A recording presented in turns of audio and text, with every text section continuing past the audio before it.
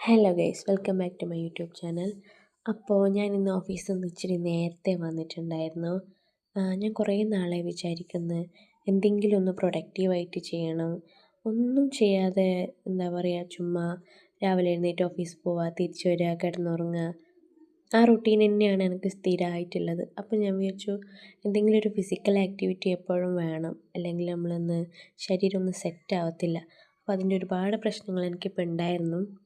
അപ്പം ഞാൻ വിചാരിച്ചു വീട്ടിൻ്റെ അടുത്ത് പുതുതായിട്ട് സൂംബയൊക്കെ തുടങ്ങിയിട്ടുണ്ട്. ഞാൻ വിചാരിച്ചു ബോഡിയൊക്കെ സെറ്റാക്കാമെന്ന് വെച്ചിട്ട് സൂംബ ക്ലാസ്സിന് പോയി. സൂംബ ക്ലാസ്സിന് പോയത് മാത്രമേ എനിക്ക് ഓർമ്മയുള്ളൂ. ഒരു ദിവസം ഞാൻ പോയപ്പോൾ തന്നെ ഞാൻ ഇല്ലാതായി, ഞാൻ തീർന്ന്.